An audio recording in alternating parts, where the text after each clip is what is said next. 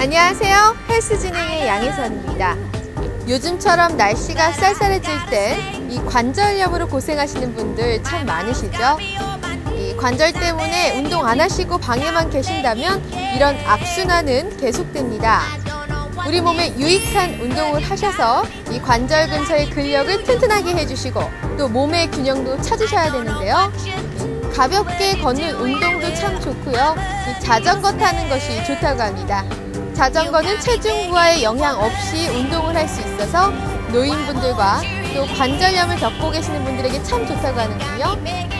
하지만 이 모든 운동 전에 우리의 유연성을 길러주는 준비 운동 꼭 해주셔야 되는 거 잊지 마시기 바랍니다. 그럼 헬스 오늘도 힘차게 출발합니다.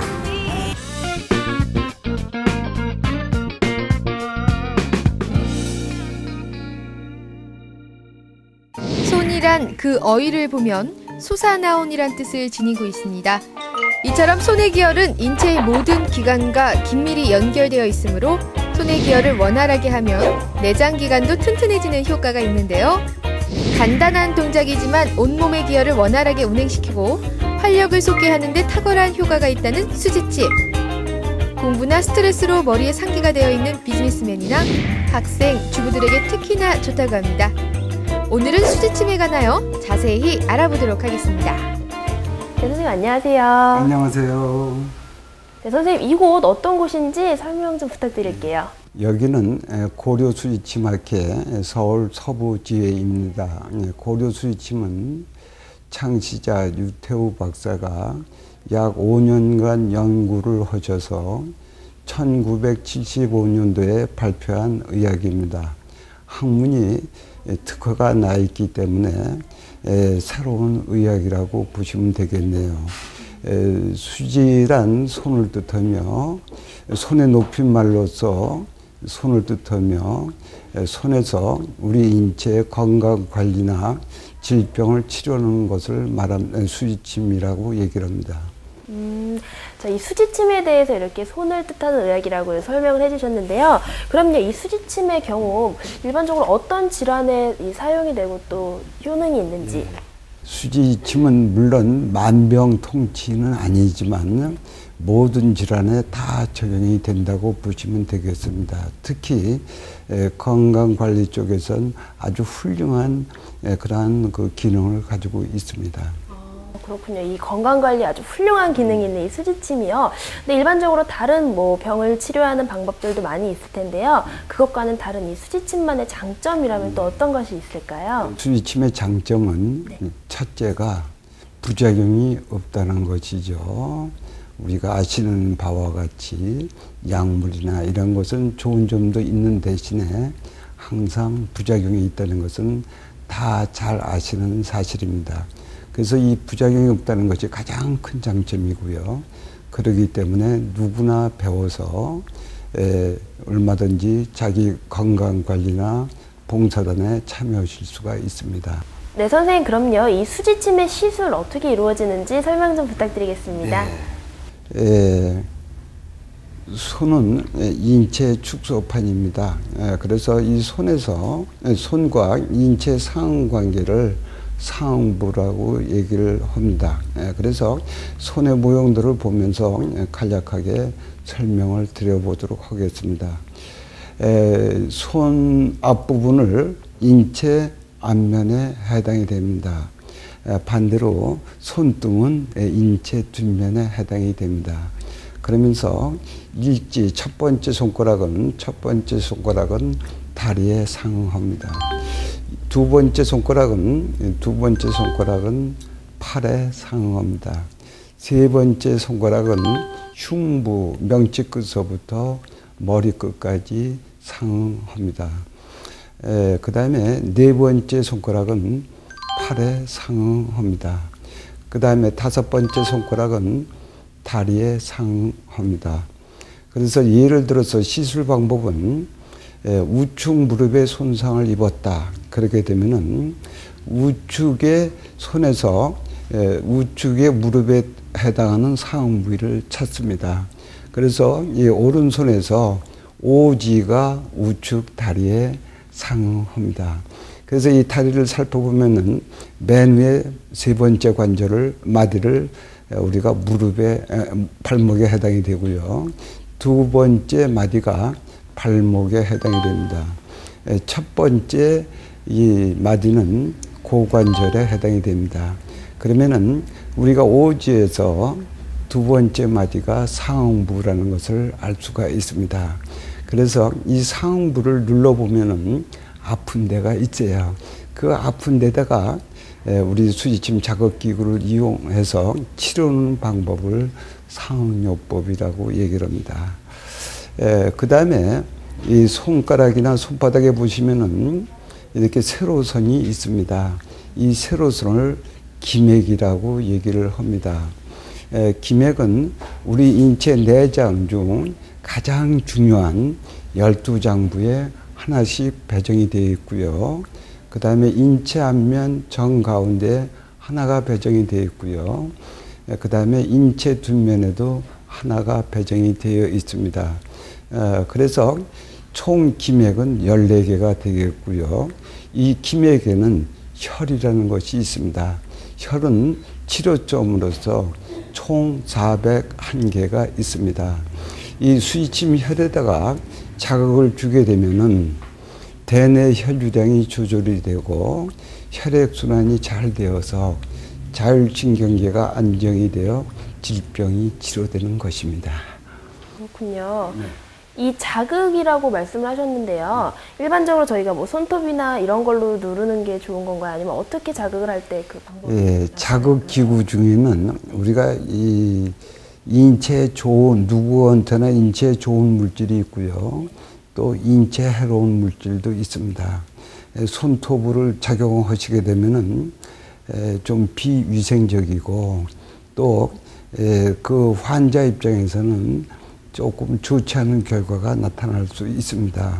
그래서 저희들 그 수지침 자극기구는 모든 것이 누구한테나 인체에 좋은 반응을 나타내기 때문에 절대 무해하다고 보시면 되겠습니다. 그러니까 제일 좋은 것은 수지침의 자극기구를 사용하시는 게 제일 좋고요.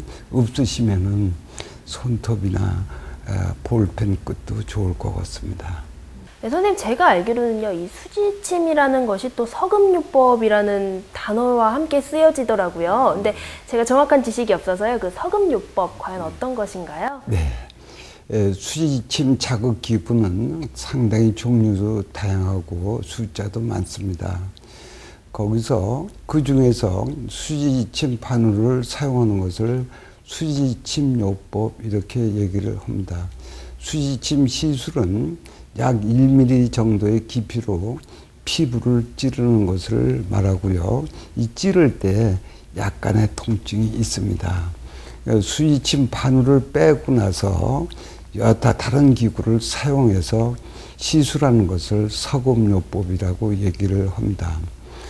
서금요법은 피부에 부착만 하거나 자극을 주면 되기 때문에 시술 시에 통증이 하나도 없습니다.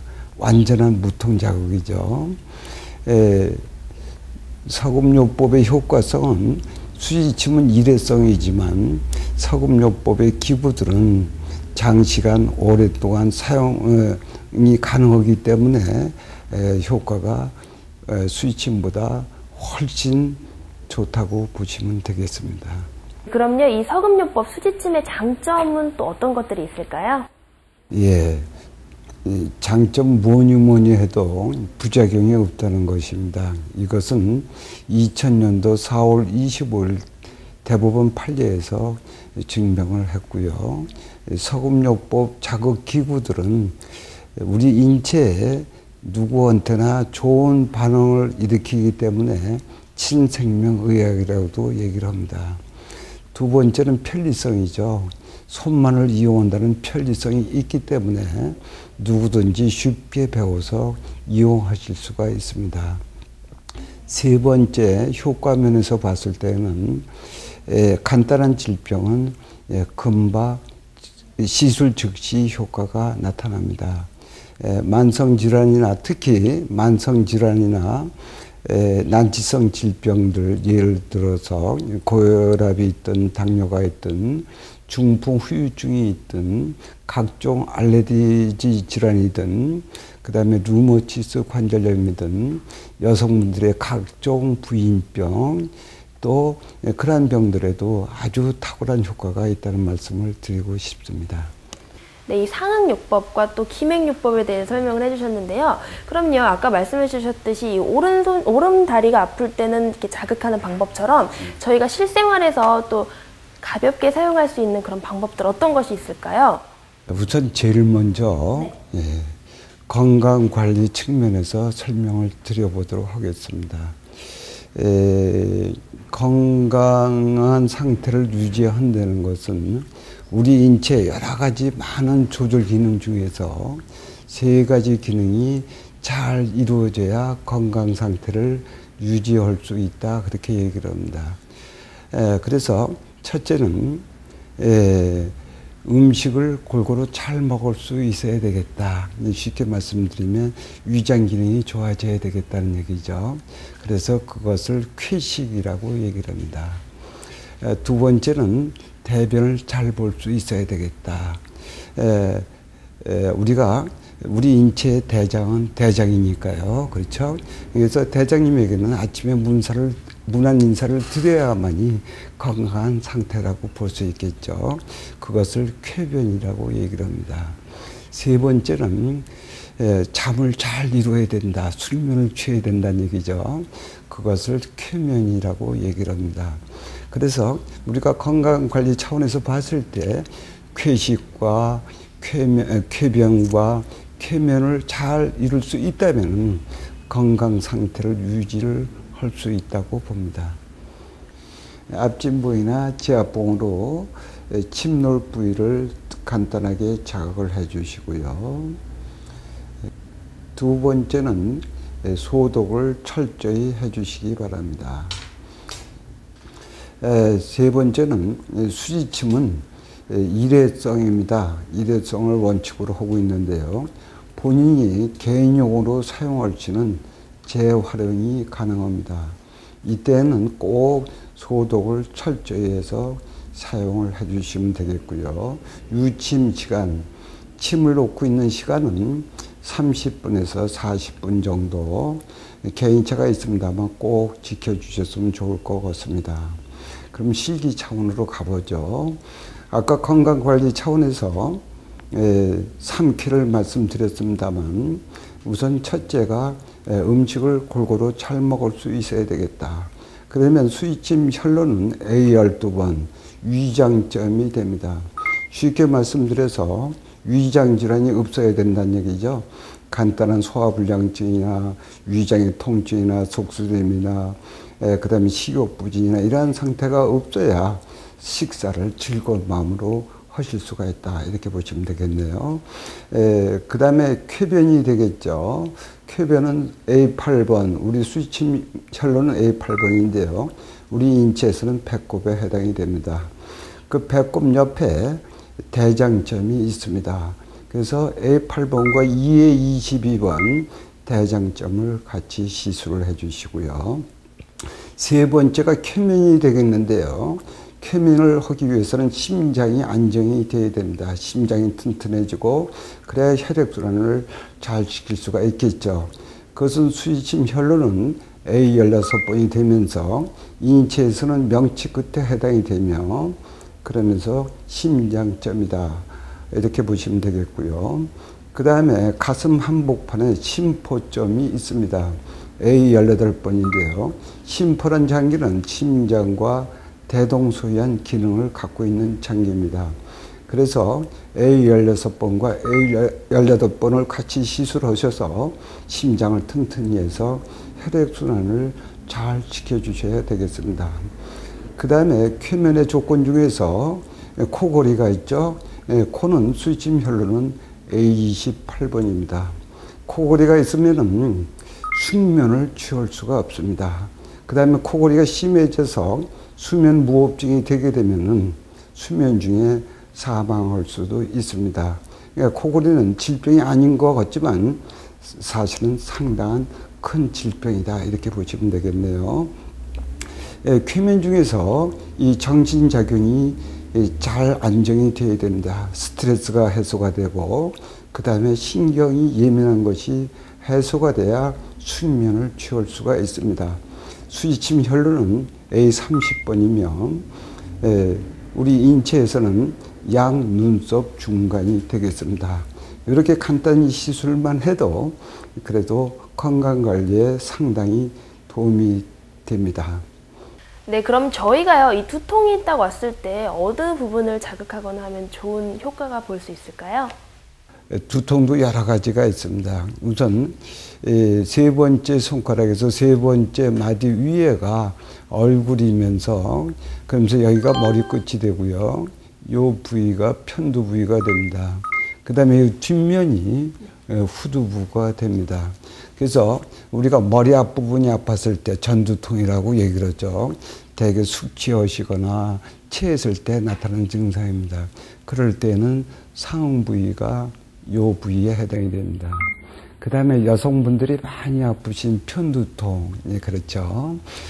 편두통이 오면서 소화장애도 나타날 수도 있고, 그래서 또 식은땀이 나기도 하고 그렇게 동반하기도 합니다. 편두통은 이렇게 그 측면, 세 번째 손가락에 손톱 옆에 측면 쪽이 편두통에 해당이 됩니다. 편두 부위에 해당이 되는데요. 여기를 눌러보면 아픈 데가 있습니다. 거기다 자극을 주시면 됩니다. 후두통은 여기가 세 번째 마디가 되겠는데요. 이 세 번째 마디 위에가 후두부에 해당이 됩니다.